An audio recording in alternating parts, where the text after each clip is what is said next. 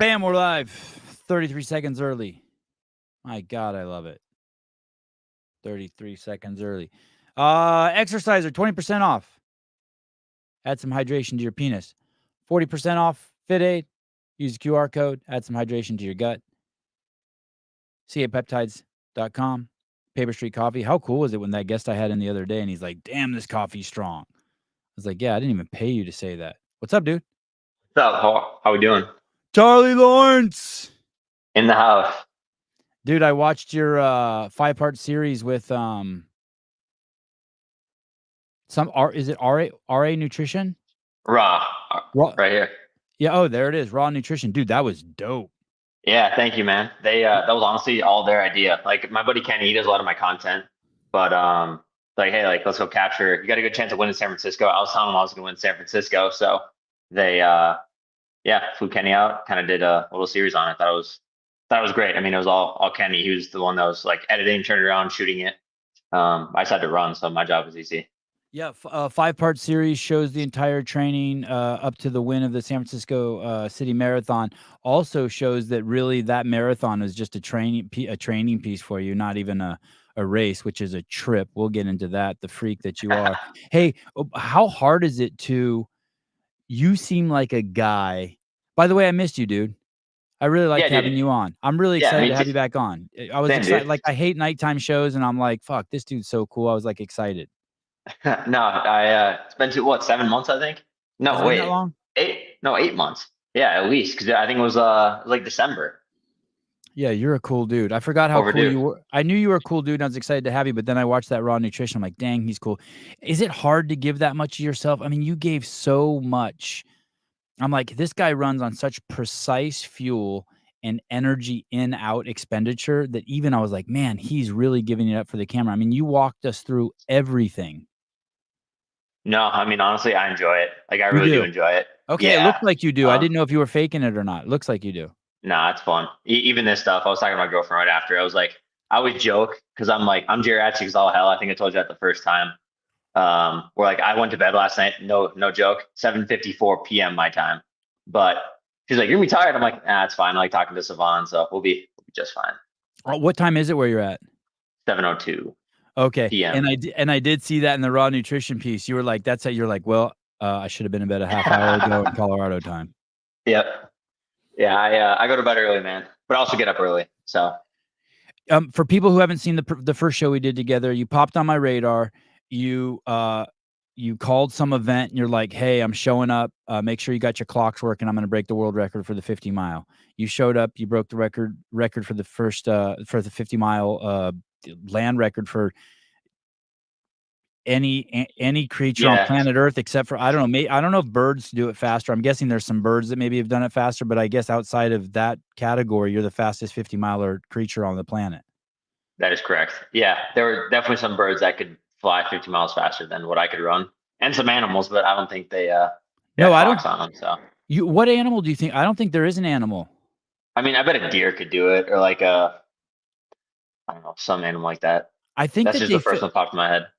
I mean, I just remember, it was all the rave a while back that showed that I don't know if you remember this, but it was 5 years ago, and there was all this talk that like humans can actually chase down any animal because they need to rest.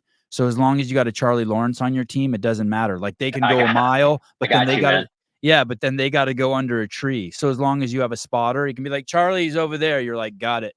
Spear, wham. Yeah. So if we got to like if some apocalypse hits, we got to survive. Charlie, you're gonna want to make sure I'm on your team. Yeah, I think that they have some max distance. Look at someone said 100% Sevi. Yeah, there's some max distance that they might be able to run faster, but they cannot do 50 miles faster. They cannot do 50 miles faster than you. There we go. There you go. And I wonder, I should have looked that up before you came on. I should have looked up like how fast like the fastest bird did it. So then I was talking to you, and I remember the two things that I remembered that were fresh in my head. There were two things you were going to do. You were going to do the Olympic trials for the marathon, and not necessarily because the marathon's your jam, but you kind of it was kind of like a checklist. Get on the Olympic team for the marathon. And then, if I remember correctly, and then also, but the real goal was sometime, and it was on the calendar, so it must be coming up in a couple of weeks, that you're going to try to break the world record in some European country for the 100K.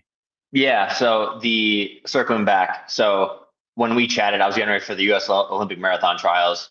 I'm kind of a marathoner by trade. That's still probably my favorite distance. Oh, it is? Oh, okay. I remembered you as being kind of like it wasn't your jam. It was Well, just you were good at well, it.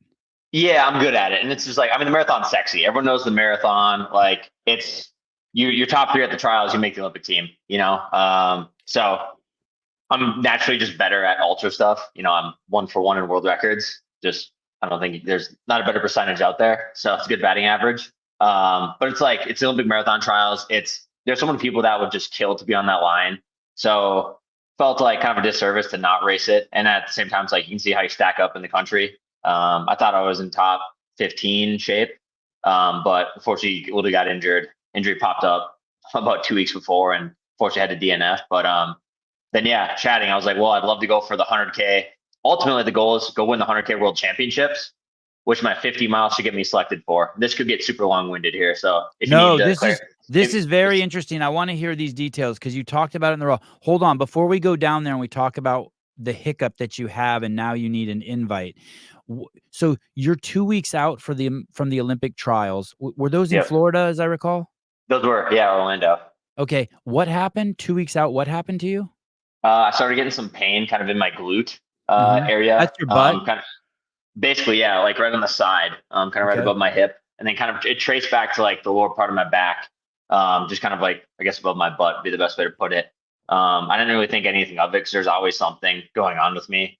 Like, I'm always like, my post-its flaring up, my feet always hurt. Like, I have like chronic SI pain in my right lower back. So it's just like, you're training, you're just about to start tapering, you'll be fine. It just got worse and worse by the day. Ended up getting some needles in it about a week before, which helped a little bit, just kind of reset the muscles, dry needling. And then did a workout on it race week, and I couldn't like really walk like 4 days prior. But I'm like, well, I'm already here. I was training down in Florida, so let's just give it a go. I didn't have like my doctor down there, didn't have my massage therapist. He actually flew down 2 days before to work on me. He's like, well, I don't have an MRI machine, so like I can't necessarily diagnose it, but there's some pretty bad damage within like the muscles. He could feel that. He could feel that.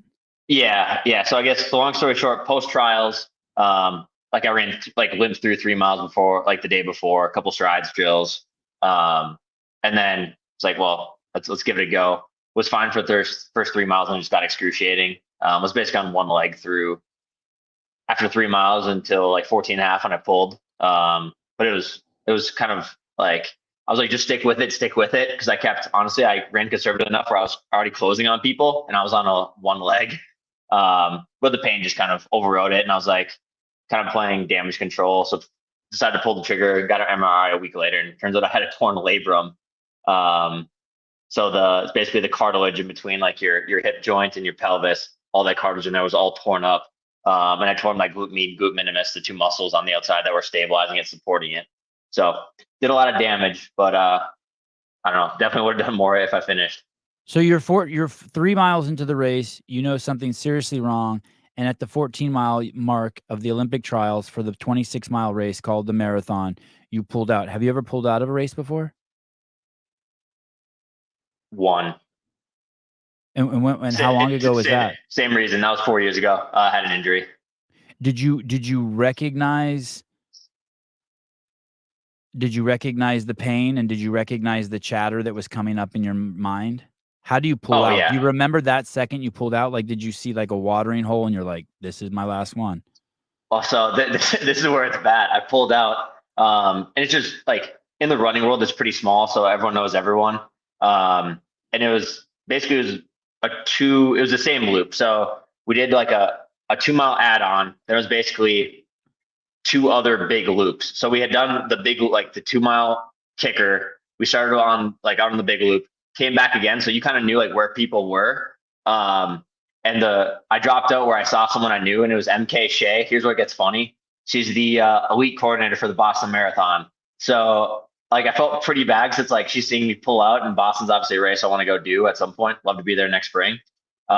You've never done the Boston Marathon. You've never done the Boston Marathon. Crazy. Not yet.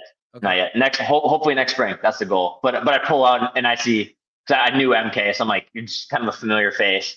So pulled the plug and I'm swearing. I'm limping. Like she's holding me. She goes, "Hey, well, you still got a world record." I'm like, and that doesn't help right now. I'm okay, but I appreciate She it. wasn't running, she was working the race. Yeah, so she's the lead coordinator for Boston. Then like she just kind of volunteers with USA Track and Field and at the big events and stuff. So yeah, and then she walked me to a med tent like a few blocks away, and it didn't help any better. One of my old teammates and good friends, Noah, literally saw me pull out, and then he dropped out too, which was he was just not having a good race.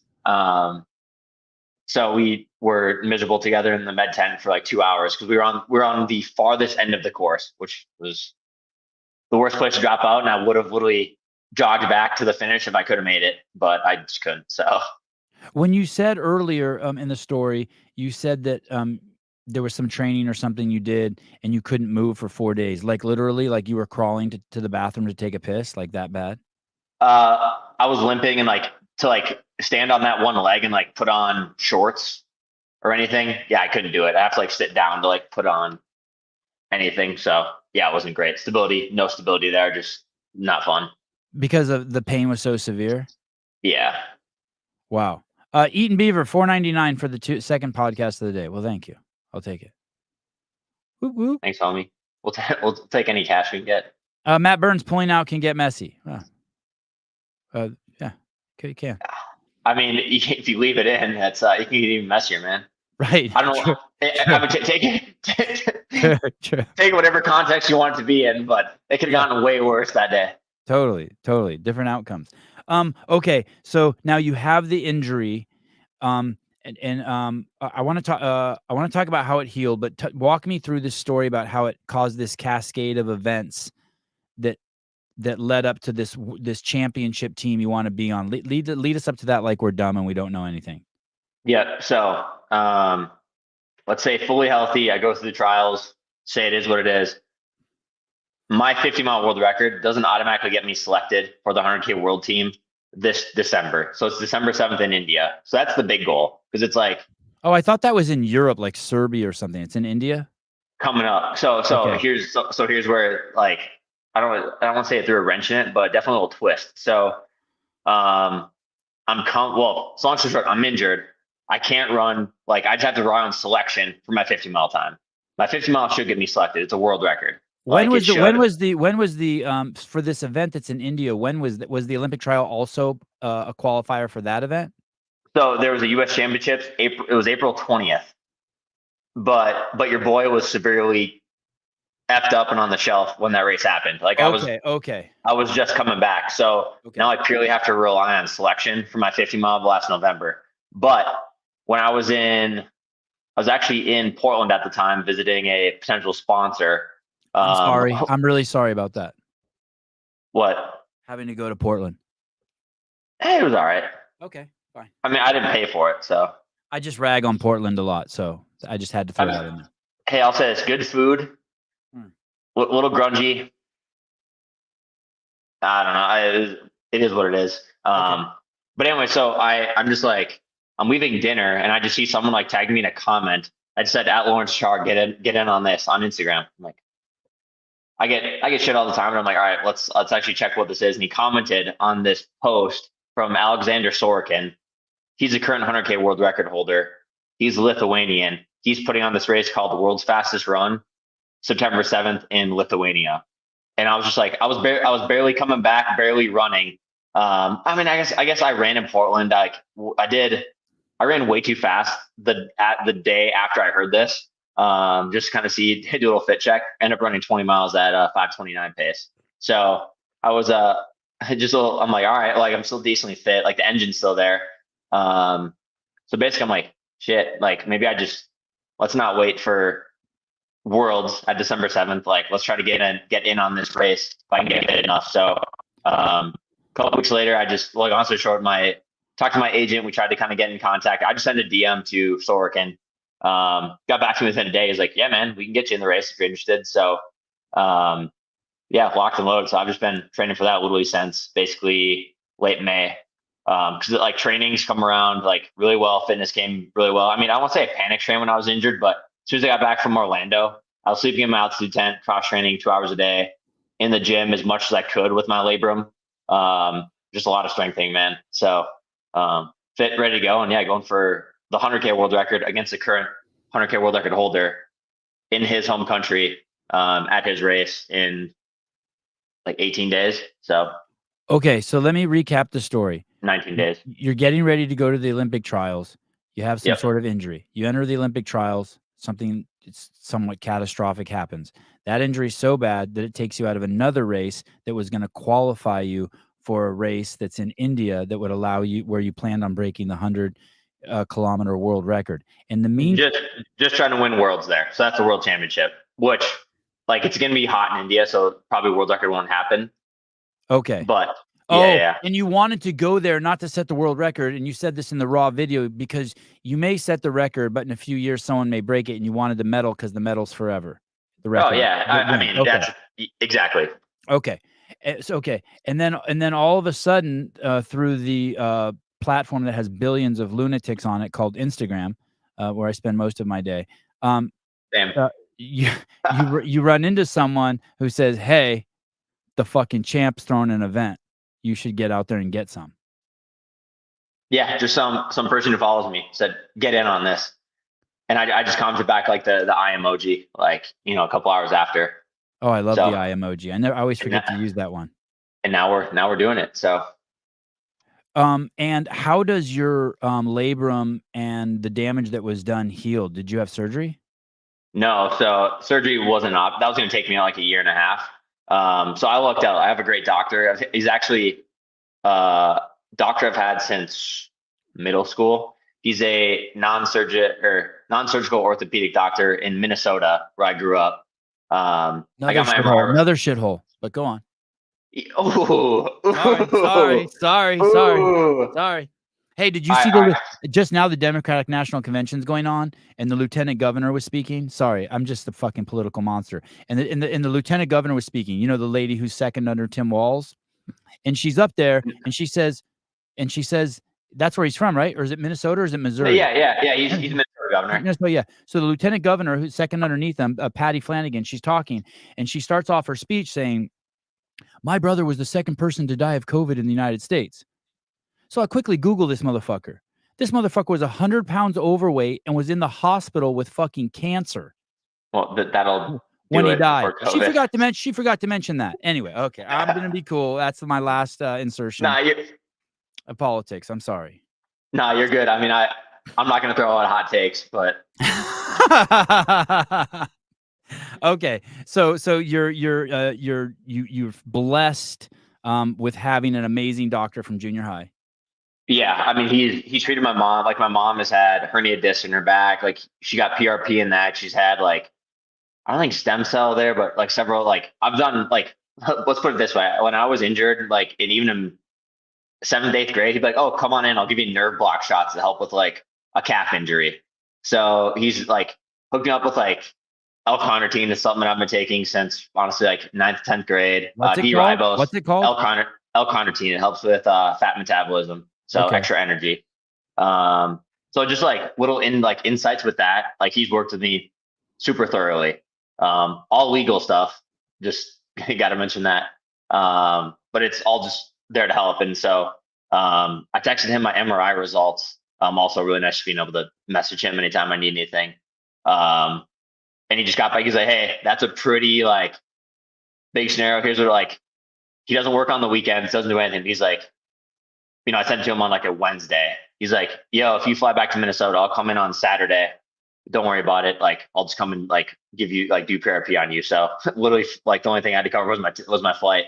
Went in and did PRP like 4 days later after my MRI. So obviously then I had to take PRPs. They inject like sugar water, and that causes some sort of like immune system response or healing white blood cell response or something. Is that what no? So they took like 6 big vials of blood like out of me, and then put it in a centrifuge, spun it. So then it's just the plasma, like super nutrient dense, like healing properties. And so he took it out of my arm, and they re-injected it into my hip, kind of like all around.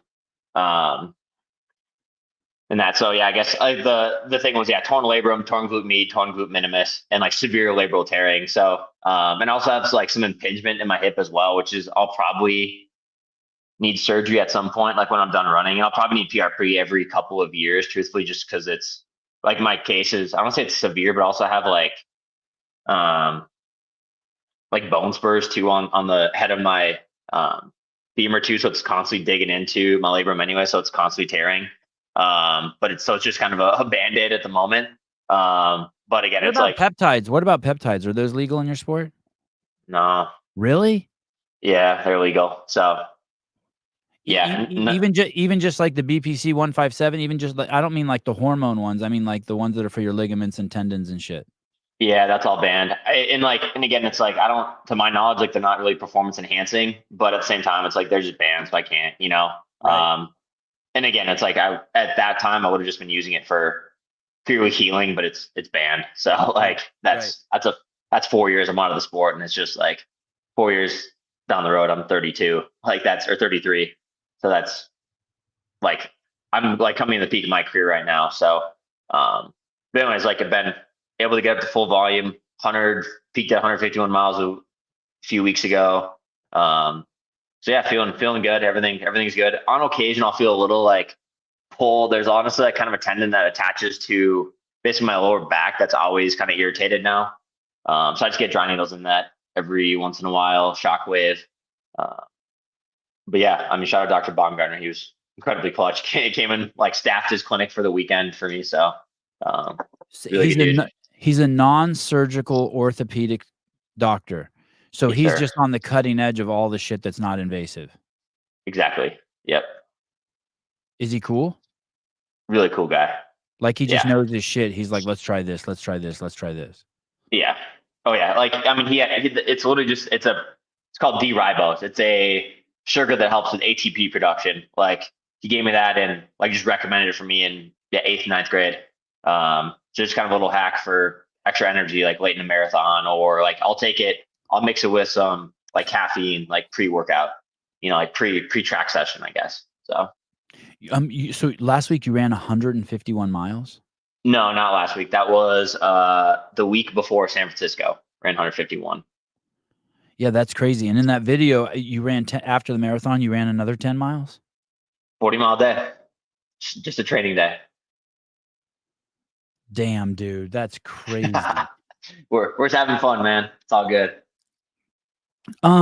You mentioned something about in my notes here. I said it says what's being announced September 4th. Oh yeah. So here's what's funny. It's September 4th. I'll know if I'm on the 100K world team before I go for the 100K world record. So what are the odds? I mean, what are the odds of that? You think it's good? I mean, it better be pretty good. Like I got a world record. Judging it's not 100K, it's 50 miles. It's the closest distance to 100K, 12 miles short. But again, like the selection procedure is, there's like 4 criteria. Number one is like, sorry, like I might be off on these, but it's like a good summary. It's like number one is if you've previously been top 3 in the world, no US man's done that. Number 2 is like you just won. If you won the current year championship, so this year's 100K champion, US champion, he's on the team. He actually lives out here. And then criteria 3 is like other people who've run 100Ks like at the US championship. So like a descending order list. And then 4 is descending order list at US championships. And then number 4 is like other 100K or 50-mile times. And then there's like a big asterisk that's like the performance deemed superior will be given, top priority. So, I mean, again, I'm the only world record holder. So hopefully that does something. But again, I'm not the selection committee. So. And when and the weird thing about your 50K world record is you would never run 50 miles. Sorry, 50 mile. Very important. The interesting thing, bizarre thing, I think about your 50-mile world record is that you would never run longer than 26.2 miles when you set that record. Is that right? I did a 50K once, so 31 miles. So not much farther than a marathon. Okay, so you took it 19 miles into the unknown when you set the world record for the first time. Yes, sir. Well, so I think I told you, I may have told the story already, so I apologize if I'm repeating myself. Your stories are so good, you can tell them 5 times. All right. Yeah, I appreciate that. There's my girlfriend over here. She'd be rolling her eyes like, God damn, I've heard this fucking story 150 times. Um, but so I paced my friend Des Linden to the women's 50K world record at 5:47 pace. And after I finished it, I'm like, what's the men's like 50-mile world record? And it was 5:48 pace. And I just paced Des basically as a workout at 5:47 pace. So I'm like, in my head, I'm like, I think I could run 19 more miles at that pace. That felt pretty easy. And so basically, it was kind of in my head for a couple of years. Um, When you but paced her in yeah, that, was that in? Do you pace her in the race or you pace her in training? it was in a race for set up for her. So it was actually during COVID. It was like April 2021 in Oregon. So only like 10 people in the race. You're allowed to do Matt. that? You're allowed to do that? Yes, sir. How do you know other people aren't gonna pace off you? Could other people pace off you too? Like, see you and be like, "Fuck that, I'm on that too." Oh yeah, yeah. I mean, like it was sort of How do you invite do only. that? How do you do that? I'm entering the race and this is my pacer? Yeah, yeah. I mean, like she had talked about it was something that she wanted to do because like COVID shut down all races and such. She was like, "Hey, I think I can go get the women's 50K record." Because she had won Boston 2018. Like typically Boston's run in April, so she's like, "Yeah, like it'd be cool to go for the 50K World Record." Something that I've kind of had in my head for some time, and I, she's a friend of mine. I was down with her in Arizona that spring for winter training camp for a little bit. So yeah, I think I'm gonna go for it. I'm like, well, if I can help in any way, pace, whatever, be there, let me know. And obviously, I was glad when she asked me if I could help pace because I love doing that stuff, and long runs are my bread and butter. So Hey, can you characterize female and male like ultra runners? Like are like do they have distinct personalities? Like in the CrossFit community, when you like I can see like I know the ultra runners. I think we talked about this. yeah, They're former meth addicts or they were in jail and they're covered in tats now and now they run 100 miles. That for both men and women. But when I think of female long distance runners, I think of like a neurotic person. Or is that just some would are, you some some are, are that but it's not for sure, but for sure. you can't generalize it and be like, you know what I mean? Like Mm. 80%. No. No, I mean not necessarily. I mean everyone's kind of. How about runners I in mean, general? probably looked at as pretty nerdy, corny. It is what it is. Just it's a nerdy bunch. Yeah, I mean, everyone just nerds out over race splits, this time, this marathon, what you did here, what you did there. I noticed in that raw nutrition, I've never seen anyone look at their watch so much. It was like you had porn on there. Which one?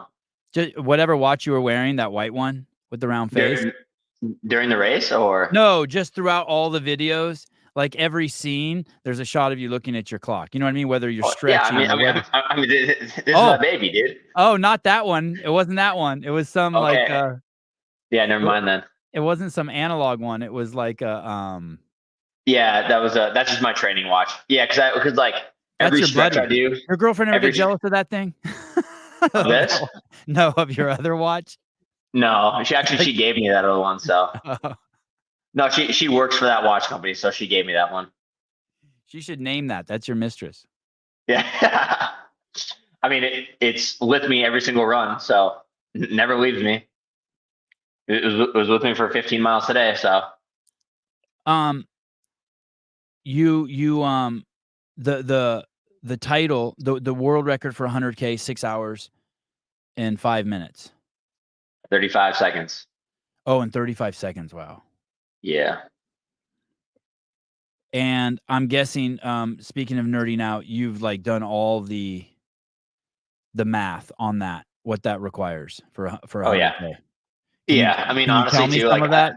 Go ahead. I mean, my biggest goal is so I helped Des. So Des, when I pitched her to her 50K, she was the first woman to break 3 hours in 50K. She ran 2 hours, 59 minutes, 54 seconds.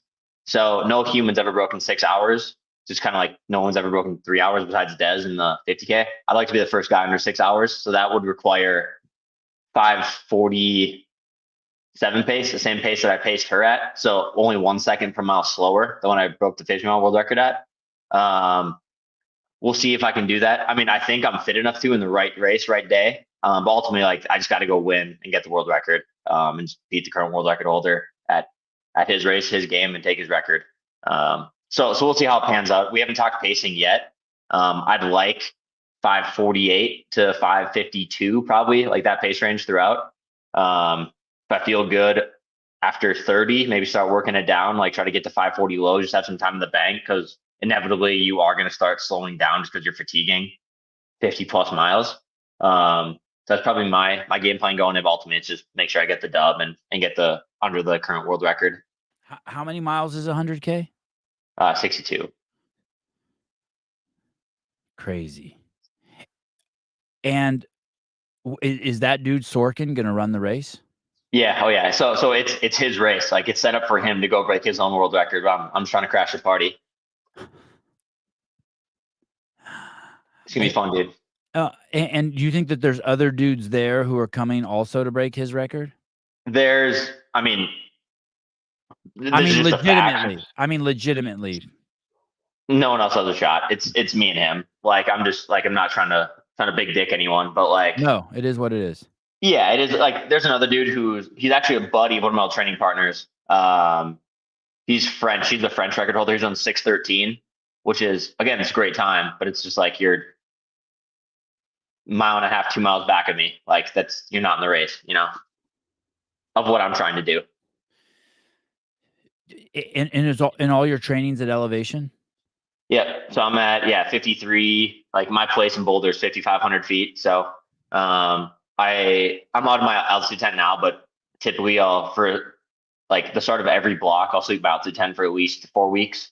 So I sleep at 12,000 feet and then hang out in the day at 5,500 feet. So you feel miserable while you're in it because you just don't recover well. You're kind of trudging through mud for a few weeks, but once you get out after a couple weeks, you feel like Superman. So it's a great feeling. And what's the elevation of the race? It is basically sea level.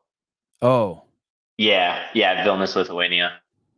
Is he? Do you think so? He's probably training using an altitude tent too. So he goes to Kenya and trains for his altitude stints. So where at somewhere where there's elevation in Kenya? Yeah, I forgot. I think he goes to E10, I think, which is where a lot of like where like you've heard of Eliud Kipchoge, world record holder at the marathon. No, but okay. Okay. Is that the guy who did it and like he had all the people he was drafting behind and it was like this big YouTube event? Yeah, okay, yeah. Yeah, so he trains in I think it's Kaptagat, but it's basically the Rift Valley in Kenya. And they're at 7,000 feet there, which is good. I mean, it's like you're not gonna get it. Like you can't run as fast up there, so I'd rather like train in Boulder. You can run a little faster. You can at 7,000 feet, and then rotate on my altitude tent and basically get more in the workouts, and then get more blood volume when I'm sleeping. So, hey, what is your fastest mile? 4:11. I'd love to get closer to the 4 minutes, man. Wow, dude, I literally had a conversation, and this is a total tangent. Well, maybe not because you brought up the mile, but one of my buddies. Again, this could get long-winded, but one of my good friends, he's run 3:59, 3:39 in the 1,500. Literally just moved across the street from me. Like I can literally see his like apartment like across the street. Kind of funny. But I saw him about a workout I did, just kind of a bridge workout the other week where I did a workout Wednesday, had a long run Sunday. I didn't want to like take 3 easy days. So that middle Friday, I did just sets of 400, 200. And I ran them all at 61, 60 seconds, closing 59 from the last 400. It's like, bro, you could maybe break 4 if you trained for the mile, which is like, that'd be, so many people break 4 now, so it's not as much of a flex, but it'd be still kind of a cool thing to try to break 4. Probably not going to happen, but it's nice someone as a ultra marathoner trying to run 62 miles, I can still close a workout in 59 seconds for a 400. So what is the fastest mile? 3:43 point something. Tico Melgarouge, yeah, dude's wild. Is he still around? Yeah, he's alive. I mean, he's not. That was like back in the early 2000s, maybe the late 90s. I forgot the exact date, but are there any dudes? A couple people have gotten close. So, are there any dudes like how you pursued this 50 mile and now you're pursuing the 100K? Are there any people fucking with the mile? Like 1 or 2 guys in the world? Oh yeah, I think honestly, Jakob Ingebrigtsen. He's a Norwegian. He'll probably get it. I think he has a potential. A couple Americans. Cole Hockery just won the world Olympic gold in the 1,500. He's got a shot. Yard. He's another American. He's got a shot. Josh is it Kerr, horrible? Is it horrible? Is the mile? Is it horrible? Oh, it's awesome. I mean, it hurts like That's absolute hell that's for, what I mean. yeah, and for me too, it's just like I'm just so aerobically developed, like just strong where I can just go forever, like at, 5:30, 5:40, 5:50 pace, even a marathon at 5:10 pace. But it's like, I start running like 4:20 is really hard for me to hit, in sessions and stuff. Because I just don't train like that anaerobic work that those guys do. But it's hard work. It bites for a long time, but I do enjoy those sessions. For sure. It's just not conducive to necessarily what I'm trying to do right now. I would say I train more like a marathoner than I do like an ultra marathoner. So I still do, a fair amount of speed sessions that are pretty aggressive, but yeah, nothing as aggressive as like those milers. So Yeah, in one of the, videos, you said, "Okay, I'm gonna do a couple 400s at 60, and then I'm gonna do something you call a flush and run a 5-minute mile." And I'm like, "A yep. flush? Yeah. A 5-minute flush?" Yep. So yeah, that's just a threshold mile. So threshold is just like a running term where it's basically the pace you can hold for roughly about an hour. So it's a pretty doable pace.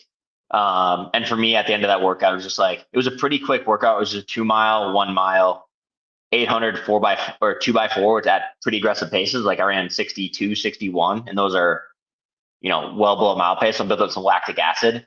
7 mile was just going back to a pretty comfortable pace just to flush all the gunk out of my legs. So I noticed like I actually feel better after the workout after I do that. You, a comfortable pace for you is a 5-minute mile for an hour? Like, that's, like, doable for you? Like, I could Oh wake you yeah. up at 3 in the morning and go, "Charlie, let's go for a run. Let's go run 12 miles." You're like, "Alright, I got an hour." Yeah, exactly. I mean, like again, easy days. Like this morning, I ran 10 miles in 73 minutes. Like I ran 7:20 pace. So like on easy days, I'm really easy. But like, yeah, my half marathon PR, 13.1 miles, is 64 minutes. So I've run 4:53 pace for 13 miles. So Um, not saying it's easy, but I can go run 5-minute mile repeats all day. hey, when you run that slow, when you're running 7:21 miles or 7:27 miles, do you get bored? Is that hard for you to do? Is it annoying to you, or No, it's honestly it's really easy. It's just the days that I run really easy are honest. Well, this will sound weird. I'm gonna basically counteract what I just said. It's like physically it's really easy, but I'm also pretty tired because my easy days are in between sessions. So I'm basically just recovering. So especially like the day after sessions, yeah, I'm running 7:15, 7:20, 7:30 pace, which is really easy to do. But I'm just like physically tired from the session the day before. Uh, but it's still, the pace is easy to run per se. um, I don't know if I heard this right, but did you say in that video when you were jogging with your chick, you said, "Oh, I just ran 5 miles at a 7:21 pace," and then you're like, "Oh, my heart rate's 110." Yeah. So listen, I work out every day, and I CrossFit, and when I'm sitting on the couch, my heart rate's like 52, right? 50 Yeah. 52 to 60, and I'm chilling, I'm just so relaxed, and then my wife will be like, "It's trash day." I'm like, "Okay." I just get up off the couch, saunter over, no rush, take the trash out of the bag, put it in the trash can, roll the trash can out, and my heart rate's 110. You're working as hard as me, man. You're getting fit. I'm like, "What the fuck? How could you like, if I do anything, my heart rate goes to 100. Yours Yeah. I mean, yours that just that doesn't." was that was just, I mean, I'm just so aerobically developed and strong. Where like, so if you're here, like most easy days in Boulder at altitude, like I think today, like again, it's risk based, so take it with a grain of salt. It's Yeah. probably Yeah, plus or mine's minus, just yeah. yeah, plus minus 5 beats. But like today was, I think, 127 for 10 miles in the morning. And then I think it was Oh my god. 132 for my second run, but I also did strides. So like, obviously it went up because I was doing some 200-meter strides. Yeah. Um, And let me correct that. My heart rate when I'm sitting on the couch watching TV, sorry, I said, 50. It's probably 60. Like, lowest I would see is like 57. Not 50, sorry. I meant like, 57 or 60. no, But you're it's good. still I but it's mean, still it's still crazy. Like, at 57, it feels like I'm gonna die. Like, I'm sitting there and I'm, like, listening to my heart. I'm like, "Damn, I'm chill." What is your resting heart rate? at sea level, like 33, 34.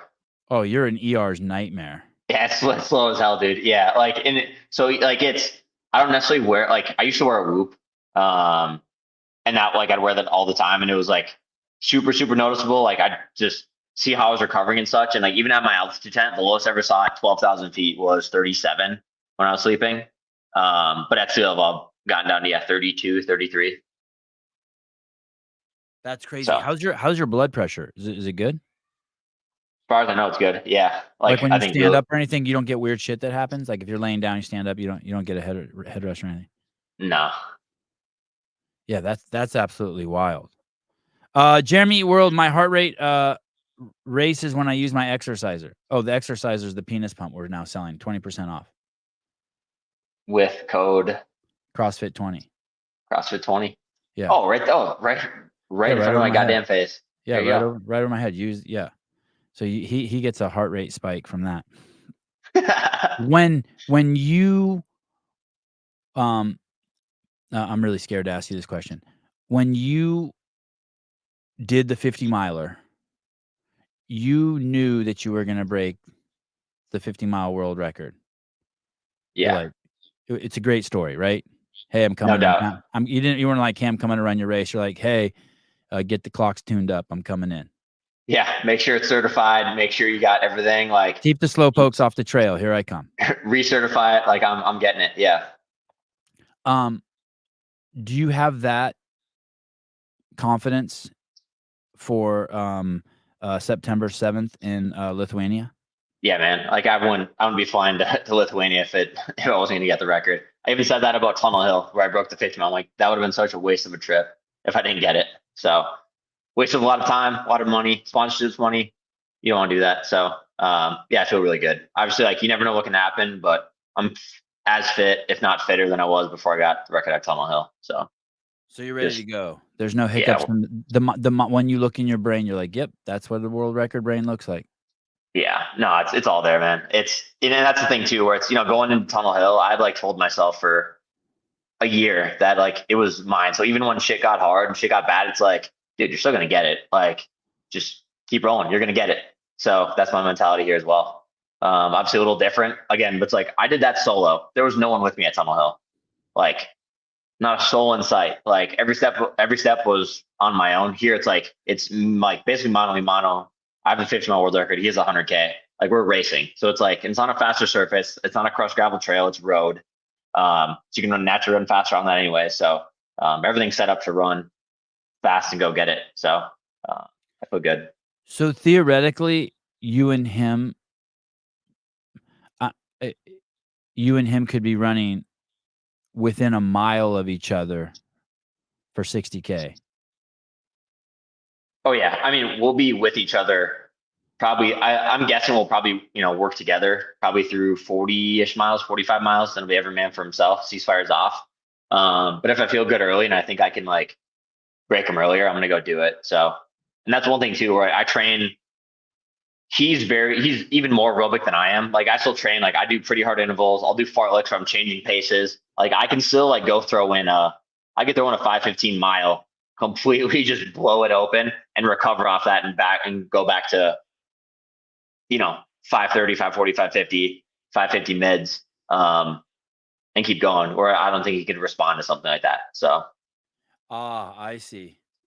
because he just runs a lot of he's just constant, man. He can just roll same pace all day forever, but not as fast as the pace as I can go, if that makes sense. Have you met him? Like no, I haven't. Just exchange over email, DMs. That's the thing too. Like he has the 100-mile world record too, and he has like the 12-hour world record and the 6-hour world record. So like I'm kind of going from the marathon up. He's coming from like the 100-mile down. So he's got the really big engine. I got the speed. So I wonder. He must be. When he put on this race, he didn't reach out to you. He didn't. He wasn't like, "Yo, dude, no, which you honestly, want like some?" I'm surprised he was so open to me, like hopping in. Truthfully, Was he's there like, a yeah, Charlie. qualifier that he just got you past?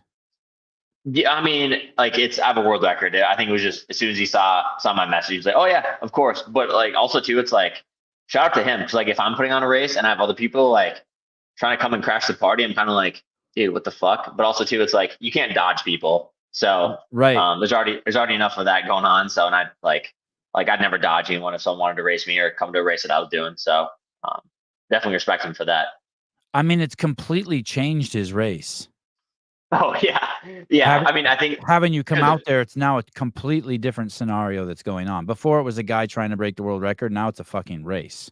yeah, with because he did this last May of 2023, and it was in the same city, just a different course.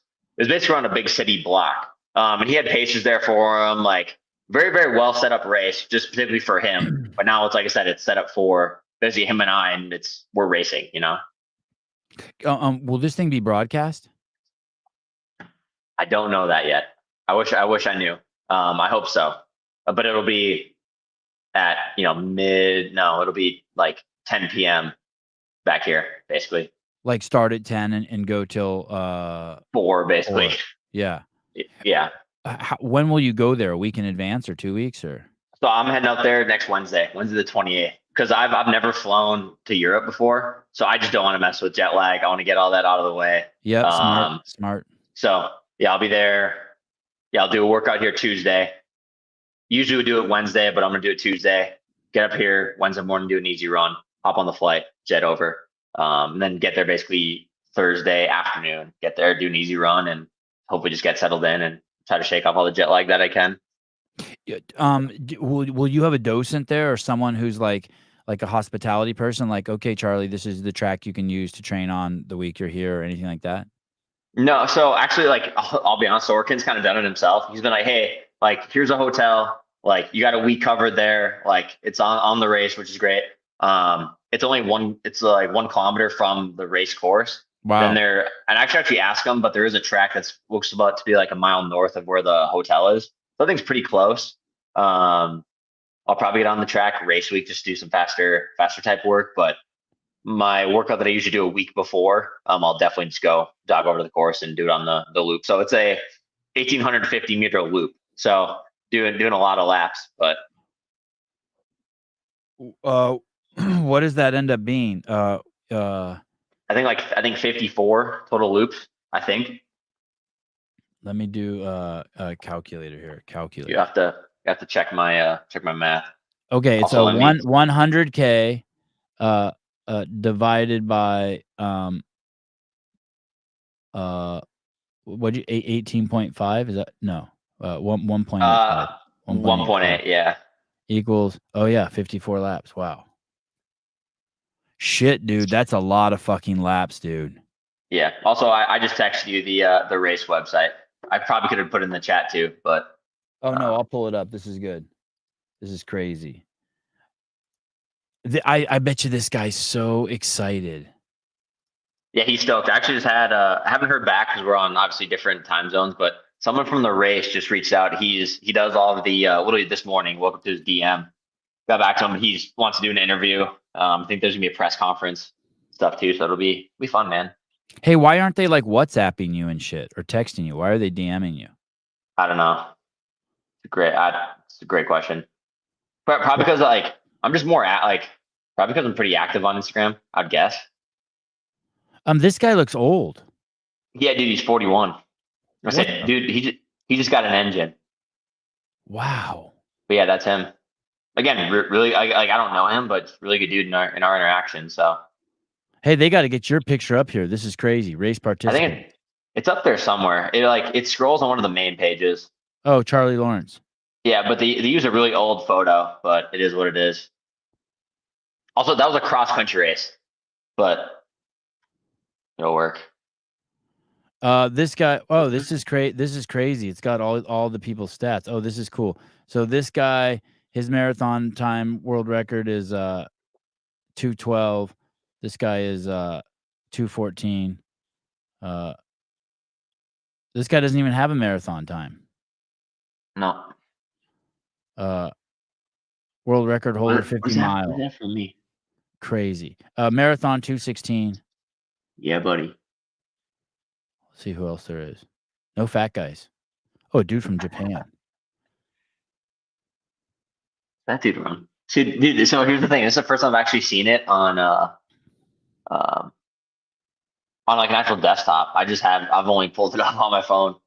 National champion from somewhere, India or Pakistan or something. Oh, they got girls in here.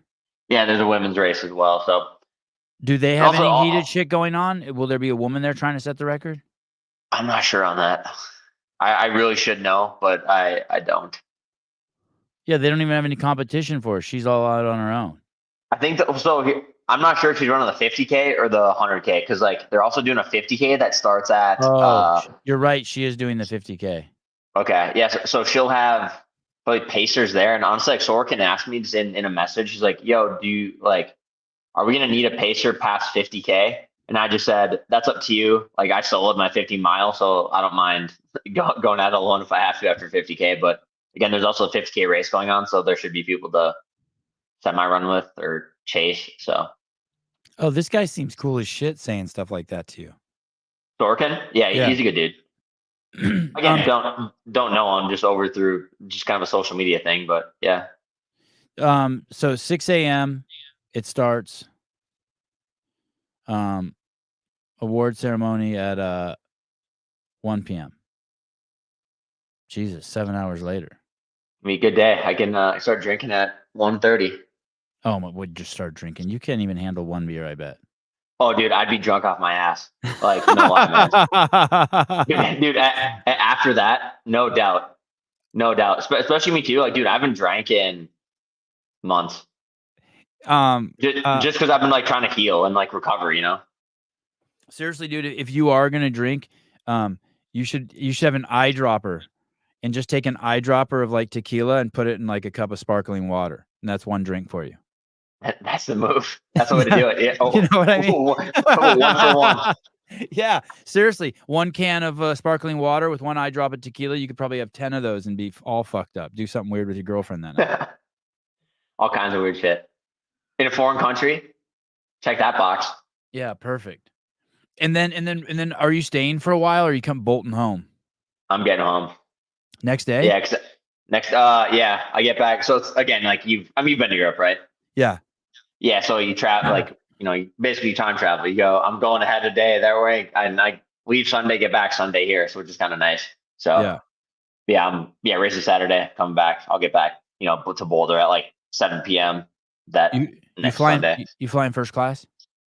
I am in. Oh God, dude, fucking long start. Pardon my French. Long story, dude. I'm in. Let me talk to your. If you're not flying first class or business class, I need to talk to your sponsor at least on the way home. I'm flying Premium Select on Delta. Okay. Oh, that's good. That's good. Delta doesn't use Boeings. That's a great. I wasn't going to inject any more politics, but you do not want to fly on Boeing. That's good. Delta's good. You're safe. Dude, that's all I fly. Like, awesome. I love it. Yeah. Good. Delta's good. Yeah, I'm a loyalist there. But I tried. I'm actually going to call them. I need to call them this week. I want to get on Delta One, but it was $19,000. I couldn't justify sending that invoice to Puma. So, hey, what about a sponsor? Like Delta is a sponsor. I mean, that'd be lit. People. No, I would love that. Like, hey, dude, you know who I am? I actually make your plane. I actually make your plane go faster. I'll try. I'll do whatever I can. Me sleeping in that bed will make the plane get there faster. Last time you were on the show, you showed us these weird shoes you wore. Alpha Flies. Yeah, are you wearing those again? No, I'm rocking with Puma now, dude. Okay. That's what I was concerned about. So do they have one that's all like the cheat shoe? Like, oh, they do have. Great. They have 2 great shoes. I'm doing a running economy and efficiency test this Friday, actually, in both pairs of their super shoes to see which one I'm most efficient in, but both are great. Tell me, I want to pull them up and see these space creatures. What are they called? The first one, you're going to think it's janky as all hell. It's called the Puma Fast R2. I can go grab it too if you wanted me to. I can like literally, it's in my closet over there. Oh yeah, this is just your basic $300 shoe. Yes. Yes, I'm happy I don't have to buy those. This thing right here. Fast R2, right there, man. Yeah. Okay. So those just look like gnarly because the plate sticks through the toe, so you get this absurd like roll with it and kind of flick of the plate, which is really nice.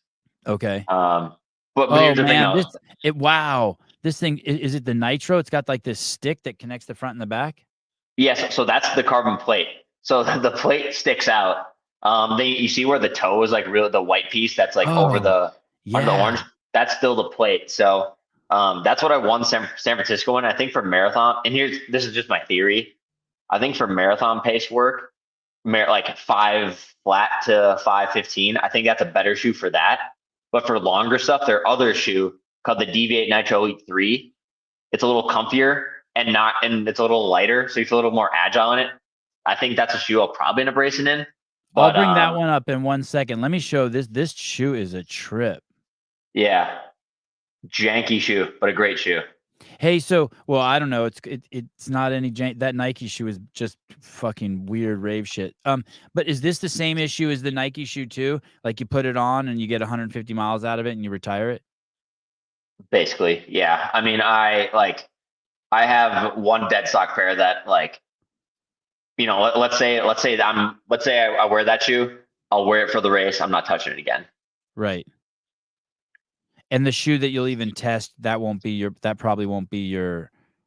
Okay, what's this other No. shoe called? Puma what? So Deviate Nitro Elite 3.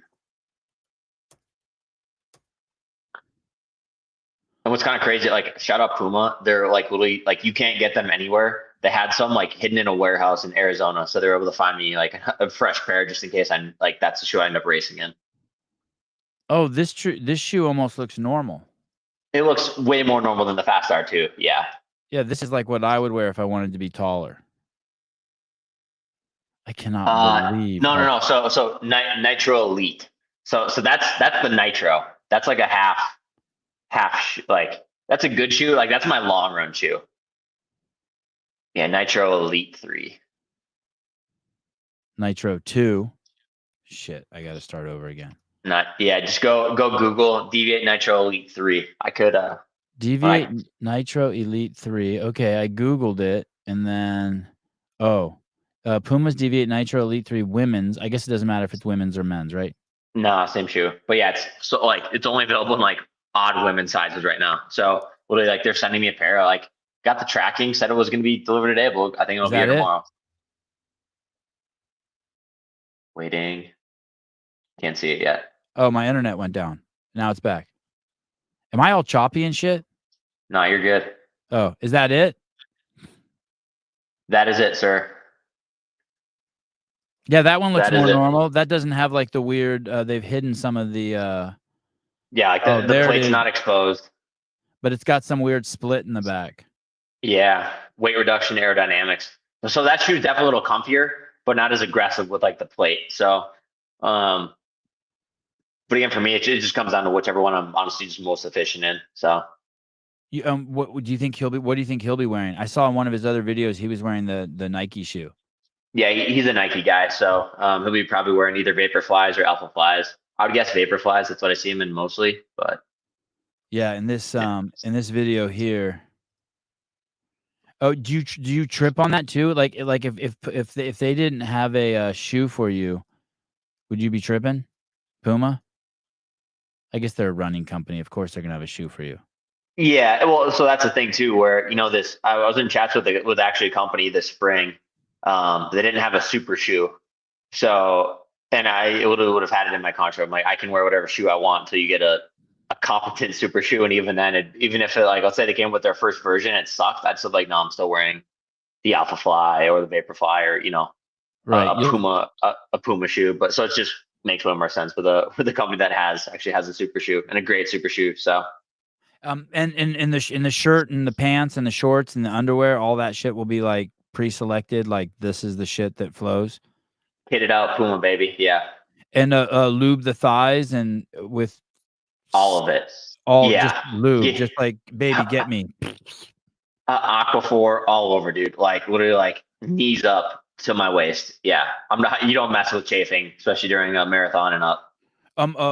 Does that stuff last an entire race, or is it like the Yeah. 40-mile mark? You're like, ooh.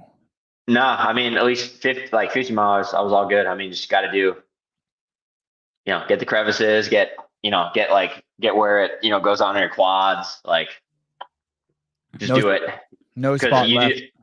no spot, yeah, no spot left because chafing will even get your nipples a little bit, like because that's just not fun either. So Just from 60 miles of this. yeah, and it gets the sweat when we get it wet, so it just rubs a little more. You just don't want to mess with that. I had a buddy, no joke, my first pro team.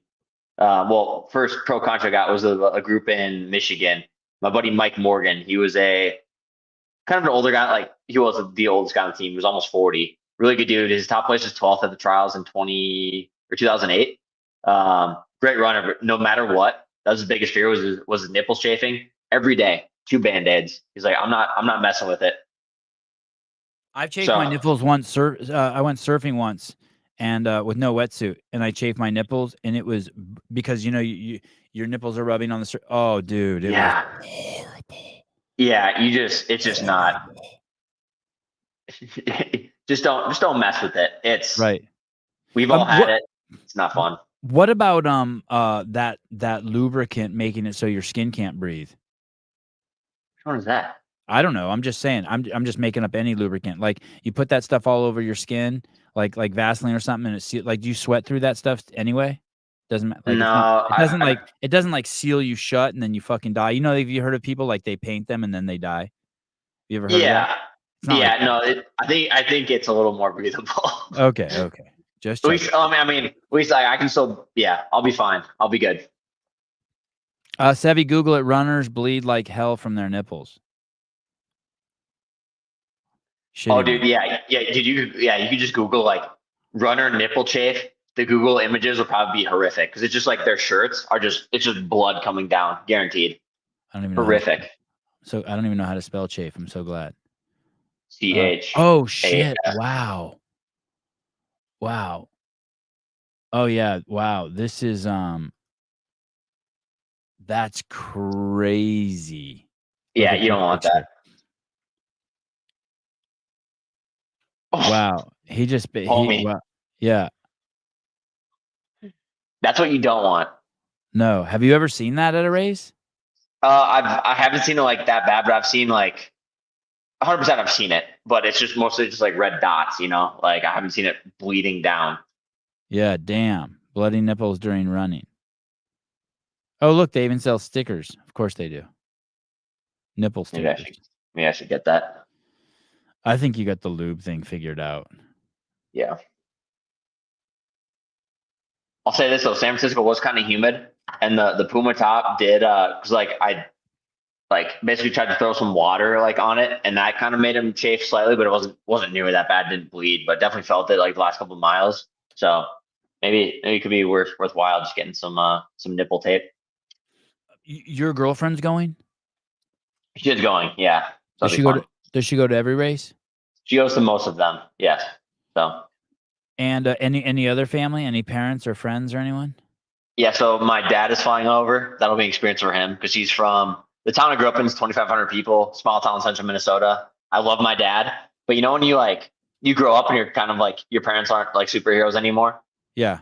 It's just like I just mock him because it's like funny when he gets out of central Minnesota, he's just in awe of everything. Again, like I love him. He's my favorite dude in the world. Don't get me wrong. It's just like comical when he's like in a new place he's unfamiliar with. So I got my dad, Allison, my girlfriend, then my aunt and uncle who live in DC. They're coming out. So, that'll be fun. My uncle, he jokes. He's my liquid nutritional specialist. So he hands me my bottles when I run by. Okay, so they know how to participate. They won't be a pain in the ass. They know like you're gonna like as they get closer to the race, they're familiar with as you start going into that space. They're not gonna be like, "What's wrong with Charlie?" They know you're getting into the mindset. Oh yeah, and my uncle too, who hands me my bottles and stuff. He's like, you don't need to rent a car. We'll drive wherever you need to go. We'll take care of that. We'll take care I'm like, you're the man. Let's go. So you trust his driving? I trust his driving. Yeah, I mean, like he's a dude. Like he got a car at the trials too. Like he got a Benz as his rental. I'm like, all right, dude. All right. Oh, that's nice. Okay. Yeah, that's good. That's good having a good driver. I recently went to Texas for a week to do some filming, and there was this and a dude came out from Ireland who is like, part of the same team. Like he was filming stuff for his shit, I was filming stuff for my shit, but we kind of teamed up together. So I rented like a Denali or an Escalade or some big car like that, right? And so that the whole team of camera guys could jump in and we could all carpool together. The dude's fucking from Ireland. I get in the car and I'm like, "Hey, dude, you cool driving here?" And he's like, "Oh, totally. I haven't had any issues." First thing he does is turn down the street, going the wrong way, head on the front of the car. I'm like, "All right, pull over." I just had him pull over. Yeah, get out. Pull over, dude. Fucking A. Yeah, because Yeah. that it's nice. It's nice having a good driver. People don't realize how nice that is. If you have a good driver and you can just chill, it's great. Yeah, he's great. Even when I ran my marathon, Prado Tunnel Hill, like it was in New York. They live in DC. They drove up, like picked me up, then drove up to like where we're staying, where the race is, drove us to dinner. Everything we needed was great. So When you break the world record, will there be like a little media blitz for you? You think? oh yeah, yeah. I mean, like just in terms of like interviews or what? Yeah, you know what I mean. Like all of a sudden you don't got to do this podcast. You get to do Joe Rogan or something. You know what I mean? Or like, you know what I mean? Or the local, or is it just like me and fucking the local news will be like, local boy Charlie Lawrence breaks 100K. No, I mean, I think it's Well, you you get a get. Puma billboard. Like you'll get a billboard. I mean, I would love that. I'm gonna push for that. Yeah. That's a good idea. I mean, I can't believe they don't already have one. Hey, I mean, I'll give them some content for it. That's for sure. Okay. But no, I mean, like I think with every like you get one world record, obviously that's great. It's cool. But like you get two, it's like, oh shit, he's legit. And he's like, he wants to go get another one. Like I want to go get the 100 mile too at some point, So, with that hopefully comes more, I don't say obligations, but more media. Right. Obviously more endorsements would be great too. But no, also be coming back to this. We gotta make this like a couple like every month thing or every couple months thing, Yeah. a quarterly thing. I can't wait to talk to you after this. But dude, I mean, I yeah, hope you and Thorkin get in a fist fight at the finish line. if we got the energy. What about taking your shirt off during the race? I don't think that's well. I'm pretty sure I could. I'm pretty sure, like, I definitely could, but it's it's not like some local 5K. Like we're gonna wear like Puma's paying money for me to wear that kit. So. Right, but in an ideal world, would you rather run without a shirt? It's also not like when I'm training, 100%. Like all my workouts, like even today it was pretty warm side, so I took my shirt off before I started both my runs actually. Obviously, just feel a little more free doing that, but I think like there's just something about putting on a jersey with a bib number on it, like that gets you just in a different race mode, Right. Like this will sound weird, but I refuse. I'm like superstitious isn't the right way to put it, but like I refuse to wear singlets in practice. Just because I'm like, oh, what are you racing today? No, it's just practice. Like, take your shirt off or leave your long sleeve on. Like what's a singlet? Just like a tank top. Sorry, like a jersey. Like a typical running jersey. Yeah, we call them wife beaters. Or a wife beater. I save those for race day. Yeah, I get that. They could. I mean, Puma could easily also just put a big fucking Puma tattoo on your back, like like one of those temporary ones. They should make you do that anyway. Like if I worked there, I'd have them fucking just put their logo is like their logo is cool, right? They got like it's a Puma. I was gonna say It's a dope logo. Yeah. I'd put that cat just like a temporary tattoo on your back, so in case you did take your shirt off, like fuck, look at this. Dude, I was running with a buddy. This is like literally last week. Like, when are you gonna start selling arm space for companies? Because like there was Nick Simmons. He's a former U.S. 800-meter runner. He sold arm space because like USA Track and Field, like they shoot themselves in the foot. We can only wear on our jerseys like one sponsor. So if it's Puma, I can only have the Puma logo. If I was in a club, I could have the club on there as well. That's it. You can't have any more logos. None of that shit. Like even like Raw got me a singlet for the trials. But it was Lululemon with Raw branded on it. I couldn't wear it because it wasn't like. Oh, because it had two brands on it, Lululemon. Yeah, so it's like Nick Simmons, he ran for Brooks, or maybe it's Brooks or Nike at the time.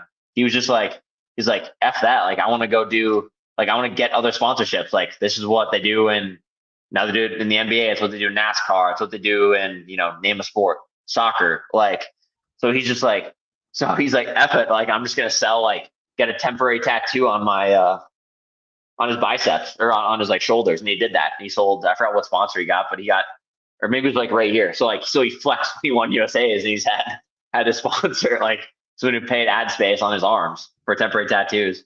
This guy's a runner? Yeah. This guy's huge. Yes, yeah, dude's powerful. Like multiple time US champion. What's he run? 143, 144 in the 800. Oh, he runs the 800. Okay. 800. Yeah. So Okay. middle distance. Okay.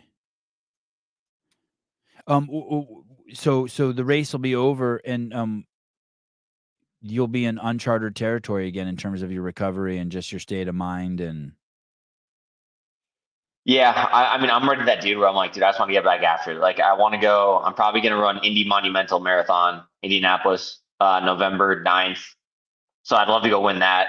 That'd be fun. Like, I think I can break the course record too. So, I mean, that's 2 months after, and it's, just got to recover as quickly as I can and get back after it. Might be pacing the Chicago Marathon too, October. So, there's always something after. So. And you see these marathons as training pieces now in your life as opposed to events, or do you see them as both, but definitely not just marathons? They're definitely both. They're tools. Well, it's like, they're big workouts. Like, ultimately, like, I should be selected for the 100K world team. So the plan would be use Indy, the marathon, as a workout for worlds 4 weeks later, kind of like I did with Tunnel Hill, kind of like I did with San Francisco prior to this race, coming up. Right. But at the same time too, it's like, if I'm marathon fit, I know I'm in very good ultra shape as well. So, yeah, and it's always fun when you're competing, running well at marathons. So, because again, that's the sexy event, in running. So at least in distance running. In that San Francisco marathon, there was a bike in front of you. Yes, sir. Is that bike there for the whole race? That was there the whole race. Yeah. Cause dude, the course is so janky. So that was honestly really nice having. So, cause it's like, dude, we crossed the Golden Gate Bridge. They didn't close the bridge down. So we're running on the big red pillars, like cutting, like you go right through a gate, left for 10 meters, another right again, or a left, another right. Like, the course is just, you can get no rhythm on it. So there's some janky turns. Like, you're on a random sidewalk through Golden Gate Park, like doing like a random Z within 200 meters, which is kind of annoying. But, so yeah, having that bike there was critical for me knowing where to go. Same rider the whole race? Same rider. Yeah. Man, he must be a good rider. And because I was thinking, does that bike ever get annoying? Like, if it slows down or you get too close to it, or you start pacing off of it when you shouldn't be? Like, does it fuck you up? No. So that's kind of funny. At one point, I don't know what he was doing. Like, we crossed the Golden Gate Bridge, basically went over it, around and under it, then back up the other side and crossed it. If that makes any sense. Yeah. But he started I know the bridge. Yep. Okay. Yeah. So he like, I don't know what he was like on his phone. I don't know if he was like trying to record me doing something, but he ate shit. Absolutely ate shit underneath, like on the other side of the Golden Gate Bridge from San Francisco. He's like, fuck, I'll catch up. I'll keep going. I'm like, all right, cool. So you passed the biker. So I passed the biker. And he got his shit together and pumped up and passed you? And he got back in front of me, yeah. Which again was nice having, because I didn't know where I was going.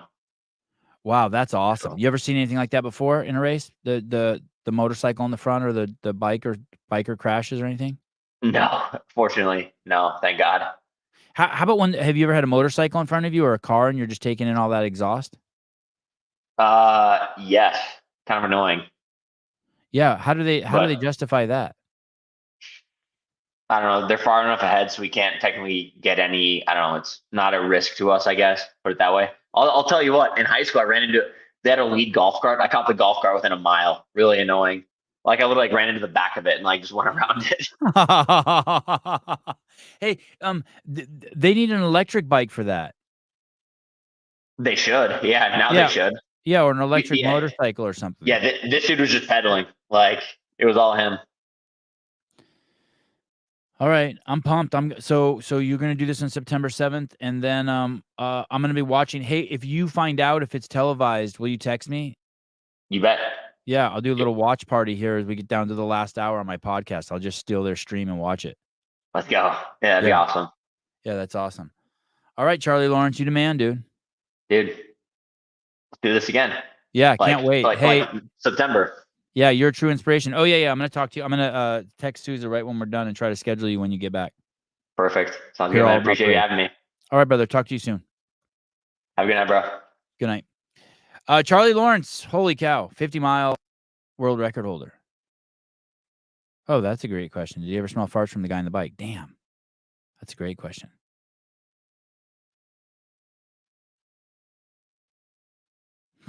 That's a great question. Best of success, Charlie. Ken Walters, always a gentleman. Ken, great seeing you at the games, dude. You're cool as shit. I'm oh, I shouldn't tell you guys this. I was going to tell you something I'm doing for someone, but then someone else will ask me to do the same for them. I have so much shit to mail out. Oh my goodness. I have to mail this guy Chaz those shoes. Oh yeah, I already took him to the kitchen. That's good. I was as many of you saw, I made a announcement today regarding the future of CrossFit. I took the reins as just some CEOing shit that just has to be done once in a while. So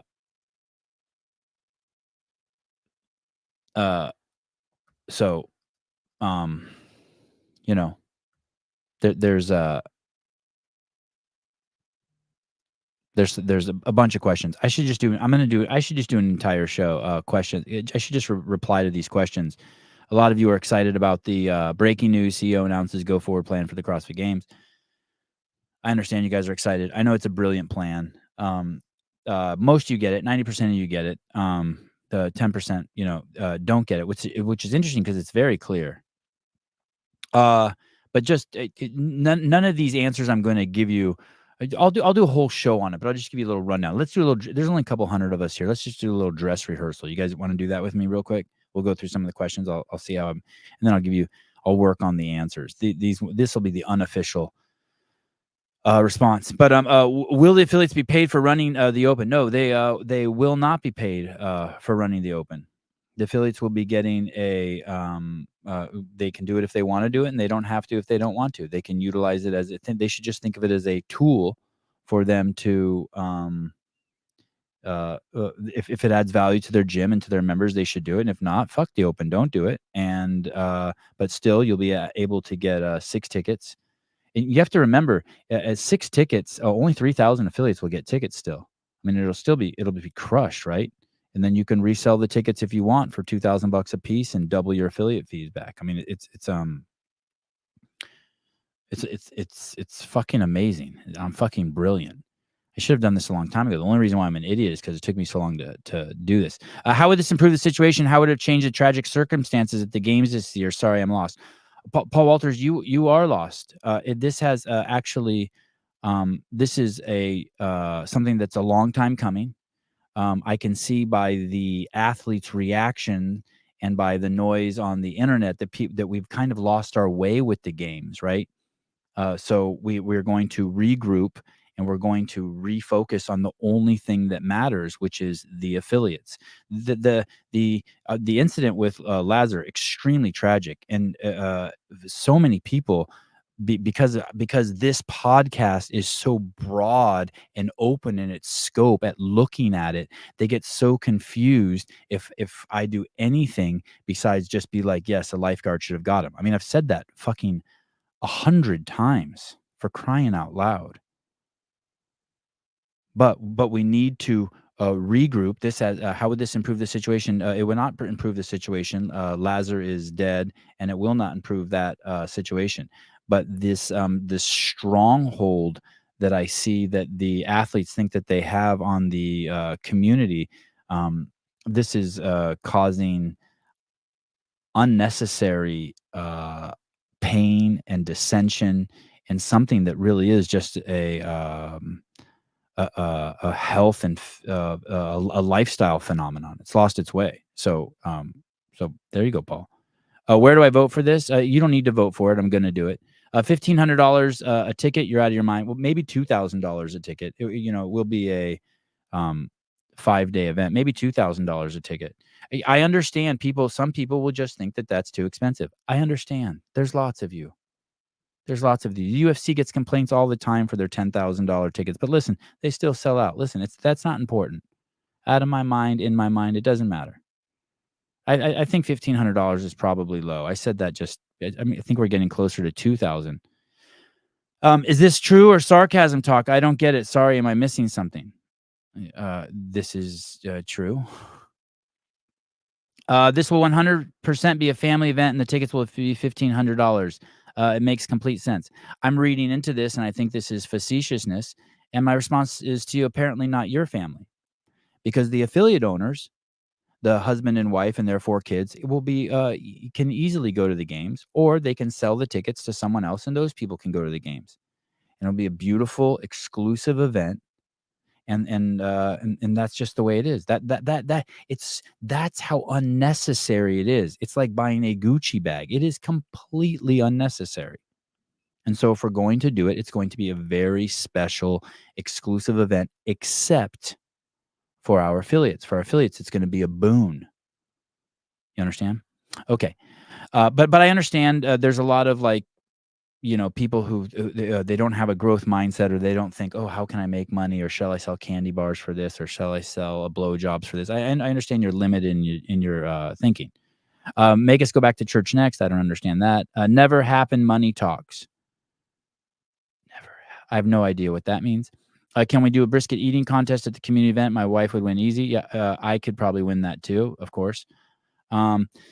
This is pretty well it. Kind of like separation of church and state. CrossFit games are an expression of CrossFit, not the definition. That being said, it's poor marketing from CrossFit perspective, but NBA players don't sell basketballs. They sell tickets and shoes.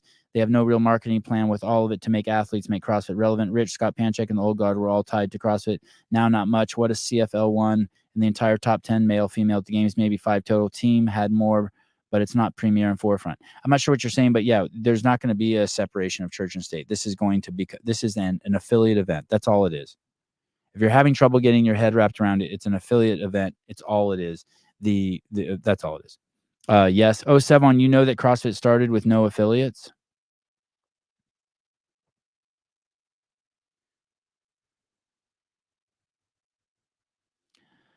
Casual arrogance. I don't think you need to tell me my CrossFit history.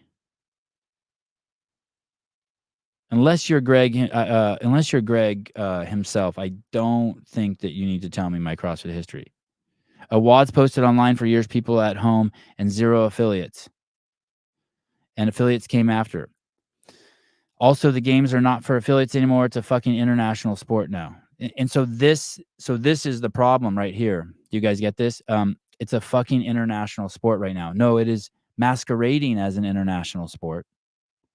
It is actually a subsidized party with a bunch of fucking brats participating in it that they think is a sport that's a subsidized party. You have no idea what you're talking about. I appreciate it, but you can go throw your own events. We're going to crown the fittest in the world through the affiliates. It's still going to be the largest participatory sport in the world. It's still going to be there's still going to be validity. Anyone who thinks they're the fittest is still going to try to do it, but the road is going to be through the affiliates. What the fuck are you talking about? You can do the open in your garage gym since forever. Not anymore. Not anymore. Are you deaf or stupid? So nobody will attend the games. The games will be a sellout. But listen, if no one does attend, it will not matter. The affiliates will no longer subsidize and be held hostage by the games. End of story. No pros will show up. Correct. Who cares? Who the fuck cares? The problem with this person is they're still trying to hold on to something. There's nothing to hold on to. It's done. So nobody will watch amateurs from home. Oh, yes, they will, because they'll still be the best in the world. Dumbest shit ever? No, this is the dumbest. Take a vacation, Sevon Clown. Okay, fine. Oh, by the way, your stupid games, you would be unemployed soon. I am unemployed. Already. So this is the there will be carnage. There will be, a culling of the herd. and these will be them, but they'll come back too, because they'll be desperate for more of what it will become. I'm telling you, it's still going to be fucking world-class fitness. How does this solve any of the recent issues? It doesn't. Lazar's dead. That's the issue. Lazar Jukic died, and it will not solve that issue. You're absolutely right. It will not solve that issue. I am not Jesus Christ himself. It will not solve that issue. But I will tell you this. The athletes' arrogance around so much of what they're saying, and these fucking up in the air statements that they're saying, like we need change, or I heard a time that Dave wouldn't let a fat person be a referee, or just this nonsense shit that people are pulling out of their ass. Bye-bye. That's what will change. The arrogance from the athletes, adios. The quality of character of the participants will skyrocket. Let's name names. It's not all bad, but lots of this sounds terrible. Yeah, it all depends on what you want. If you care about the affiliates, it's fucking amazing. And as a CEO, that's what I care about. Jail for you. As CEO of HQ, I'd move CrossFit Sports Division to a model similar to professional tennis. There is no model that sustains CrossFit. Map Girl, fat people shouldn't be refs. They are a hazard. You know, the most dangerous thing I've ever seen at a CrossFit event, and I see it every year at the games, is someone obese wheeling out deadlift bars and not being able to control the bar because they don't have the mobility. I see it every year, and I saw it this year. It's wild. As there is no model. There is no sustainable model yet. It needs to, the games, I'm knocking the games back to a Woodstock type event. And then from there, we'll see where it goes. We're not going to be held hostage by sponsors anymore. No one's going to dictate what we show on TV or don't show on TV. No one's going to dictate what the demands for the media. None of that. It's gone. It's gone. It's gone. It's gone. It's gone. It's gone. It's just a fucking amazing party that people who want to attend and be there. And I'm telling you, if you've been there, you still want to go there. You'll figure out a way to go there, and you'll get there. But the affiliates first. You have to remember that. The games would have the same point weight as Rogue, Invitational, Throwdown. No, you're sorry, you're lost. Not yet. Maybe 20 years from now. Blah, blah, blah from a hypocrite who doesn't go to an affiliate and just make money from CrossFit and was fired by the founder. So I do not go to an affiliate, which does, I don't know how that makes me a hypocrite. And I will tell you why I don't go to an affiliate, because I don't want to allocate the time in my life, and it's not something I need. And so if you call me a hypocrite for that, fine. But I've never said I go.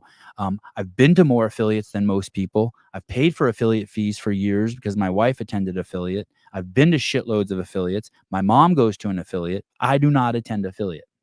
And just make money from CrossFit. I do not make money from CrossFit, and I don't need any money from CrossFit. So this guy, so far, he's a pure retard and was fired by the founder. I actually wasn't fired by the founder. I was made rich by the founder. I was not fired by the founder. I was fired by Eric Roza and Andrew Weinstein. Let me guess, you found this clip at random, not a Sevon subscriber. Give me a break, troll. Oh, thank you. Is this a spoof? 4chan? I can't find this anywhere. A great Castro is gone. No, Castro won't be going anywhere. Let's go. Duh. That's just good business sense. Yep. Lame. No, if you think so, but you know, trust me, you'll be like, man, I got to get $2,000 to go to the games. Bet you a ticket on it. Some of this makes sense, but to be honest, most affiliate owners don't care about the games. No, listen, diggity. Some of this makes sense, and to be honest, most of the affiliate owners don't care about the games. And I'm with you. They're in it for a different reason. Good, perfect, love it. Amen. Exactly. Yes, sir. All of it makes sense. Yeah, let's go. Yeah, I don't care if perfect. Don't use it. There's lots of resources CrossFit HQ has that you don't use. It's fine. Don't use it. I'm with you. But it's not but, to be honest. It's and, to be honest.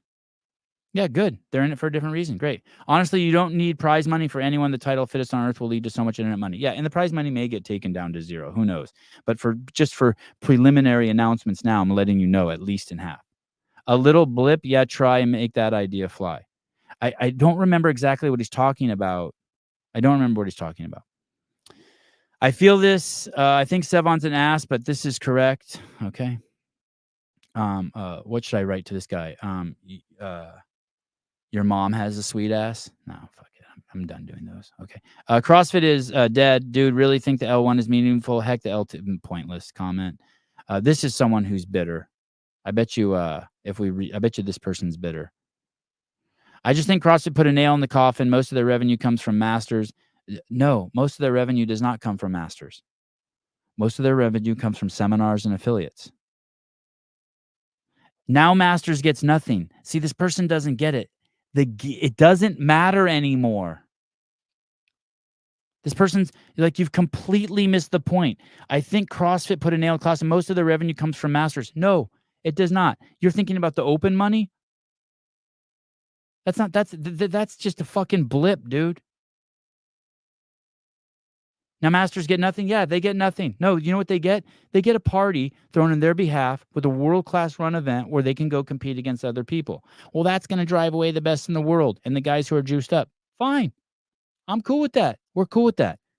I am fine with that. It means nothing to me and to my mission, which is to drive drive the relevancy of affiliates in the world. There's no incentive to compete at games. It's all expense for masters, especially no revenue for bad decision of CF. I don't know what you're talking about. Yeah, who cares? Then don't compete. That's it. DEI is dead. It's CrossFit HQ. Praise the Lord. Yep, we'll be one by one. We'll be removing them. Except if you're from the military. Not except if you're from the military, but the military personnel. Here's why. Okay, I'm going to tell you guys this. This is going to be crazy. Do you know why we're going to put military members to the top? Does anyone know why? Does anyone know why? It's not that they get hired first, but their applications go to the top. You want to know why? This is fucking crazy that I'm going to tell you guys this. Military men and women. Free security, no. Not a bad guess. Okay, here it is. Military men and women, when they come out of the military, are eminently capable. They're crazy qualified to take orders and to run things on their own initiative also. They have the perfect blend of that. And they're singularly focused on the job at hand. They understand orders and chain of command and responsibility. But that's not why. You ready? They come out as the most capable people in the world, but they're the most insecure people in the world as they enter into society. They don't realize how great they are. They don't realize how task-oriented they are. They don't realize that they're capable of fucking anything. So what we're going to do is we're going to bring them in and use those skills, because when they're insecure, they're going to even work twice as hard and twice as obedient and twice as task oriented. Get it? It's like it's just fucking. It's like it's a genius move. But you also get the clout, the brand value that you're helping veterans. Yeah, Ranger SEALs, yes, others, yeah, all those guys. Those guys are fucking world class, and they come out and they think that they're fucking incapable of anything, but they're not. They just, you know what I mean? They're the exact opposite. They're capable of everything. So what you do is, in that weak state, you grab them. You grab them. That's it. That's the reason. I know it's not a little, it's highly manipulative, but it's still genius. Make this happen. I'd be glad to apply to lend my experience as medical provider. Back to Aroma, sure. Clickbait. Nope, it's not clickbait. Games athletes never reflects the CrossFitters, since almost everyone does fitness for health and works their regular job. I love the old CrossFit games, etc. Yep, absolutely. Making CrossFit less woke again. Yep. Purpose of cutting prize money in half. It's to not. I don't want anyone to be. We don't need to be accountable to sponsors anymore at all. We don't want that. Those days are over. We don't want the shoe guys, the lube guys, the protein guys. The only person who can tell us what to do is Rogue. That's it. That's the only one. It's just Rogue. All day Rogue. Rogue. That's it. Just Rogue. And if other sponsors want to dump money on it, maybe we can work something out. But we're not going to put it in a situation where we're scraping every year to increase the prize money and panic and feel like we're letting people down and give people a chance to complain. And that be one of your checkpoints. Prize money hasn't increased in 3 years.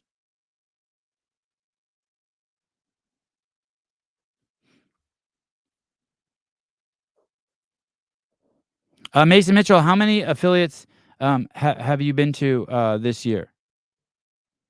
In 2024? I don't know if I've been to an affiliate this year.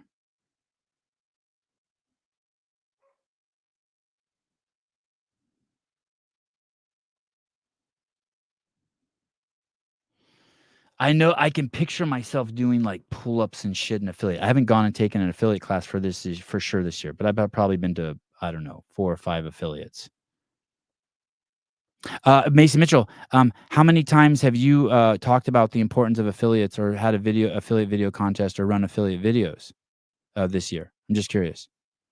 What podcast do you think pushes affiliate people the success of? Oh yeah, I've been to Sousa's at least twice. You're right. I've been to Sousa's twice. I've been to a handful of them. I just can't remember. I'm fine if it's 0 though too. I don't care. I don't care. I don't think that why the fuck does it matter if I go to a fucking affiliate? Like someone explain that to me. Why the fuck does that matter? Fucking 52. I'm raising fucking 3 kids. I'm doing my shit. I will tell you this. Starting in September, my kids are taking their own private. We started a homeschool class at one of the local affiliates, and I spearheaded it. How about that, motherfucker? So I'll be taking my kids to an affiliate starting in September with a bunch of other homeschool kids, and that affiliate will be making a shitload of money from those kids. So take that, bitch. Oh, I did a workout with Pool Boy, yeah. And then I went and I just fucking filmed an affiliate. I just went to an affiliate and filmed a video. And I fucking was up at Craig Howard's filming a seminar. God, fuck you guys. Fuck you, Mason. Fuck you, any of you saying that shit. I don't care. Okay, so that's it. So anyway, you guys get it. Most of the comments are just people who don't get it. Like, you may have a point, like we're going to lose the pros. Who cares? But then the masters won't be making any money, and it's all out of their own pocket. Who cares? It just is what it fucking is. If you're only doing CrossFit to compete, I'm not worried about you. If you need more competition, go to your local competitions. That's it. That's it.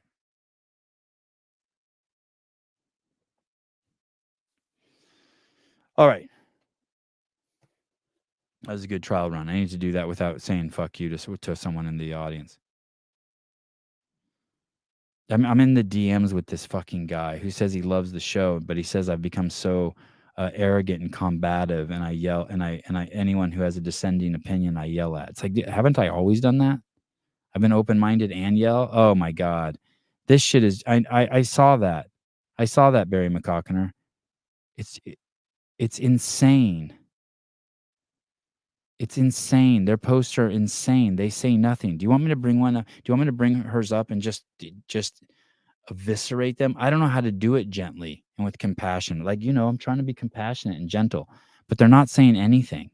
Fine, leave. Bye-bye. No, you guys go look on your own time. It's embarrassing. The games athletes are embarrassing themselves right now. They're absolutely embarrassing themselves. It's pathetic. And now what are they going to do? Now where are they going to go? Now what event are they going to go to? They're still going to show up at the games, except for the ones that have to go work at the shit plant, the water treatment plant, or the ones who have to fucking go back to their job as being the director of the local kennel club that puts animals down, animal shelter. Except for those guys.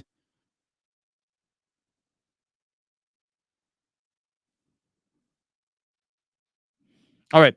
Love you guys. See you tomorrow morning. What is tomorrow morning? Do I have Tim Murray on tomorrow morning? Speaking of games athletes. Oh, I have the champ on, CrossFit Games champ on tomorrow. Tim Murray. Look at that. Look at that. Tim Murray, also affectionately known as Tater Tot. Matt Souza has a show on tomorrow at 11 a.m. Thank you guys for hanging out with me tonight. Oh, Travis. Oh, Tyson Bajan's coming on Friday. Holy shit.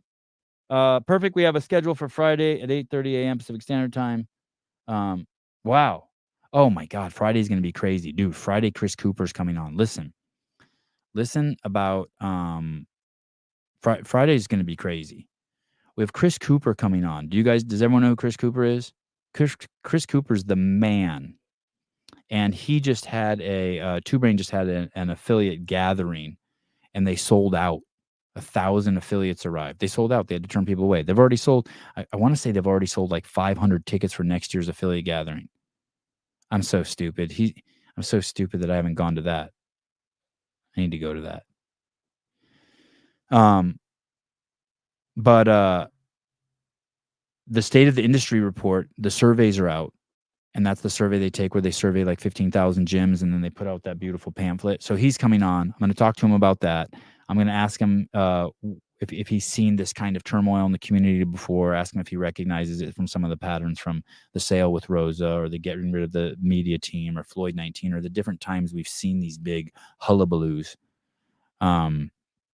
It's going to be, Matt Souza, I really want to be on that show. Yeah, I really want you to be on that show too. That's going to be great. That's the community's that's the affiliate's greatest resource, Two Brain. I think like 90% of their stuff is for free. Is that To Catch the Predator guy? No, it's How to Make Your Gym Successful guy, but good guess. Anyway, so Cooper at 7, and then we'll take a small break, and then we'll have Tyson Bajan on. That's going to be, Friday's going to be great. Wednesday, Greg Glassman. Man, last week was crazy. He was so fun last week. He was wild. And then Thursday we have Vic Asaf coming on. I don't know where he's from. I met him at the games. One arm dude competing in wheelwatt. I think he may have been I think he might be the fittest man alive with one arm. We'll find out Thursday. I'm gonna hammer the. I'm gonna go berserk with the adaptive athletes.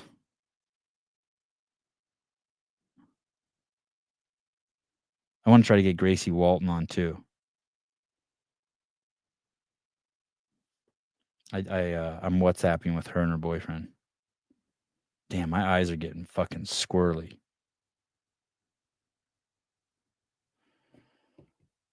All right. What's this? Text from my wife.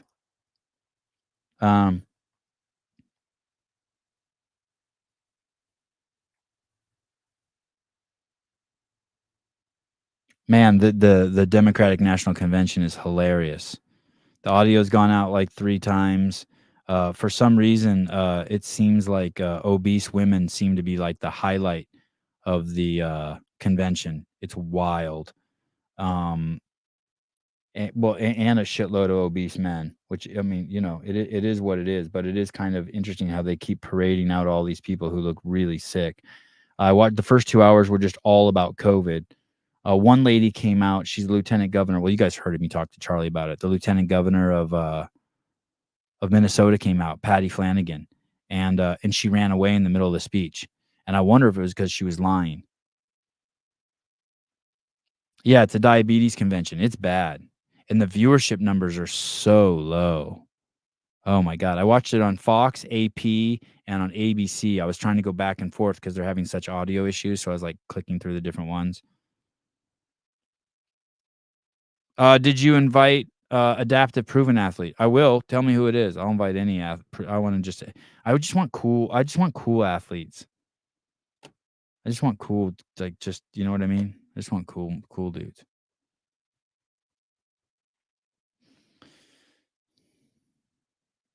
Yeah, it's sloppy. Anyway, I bet you Biden's going on soon. That's going to be awesome.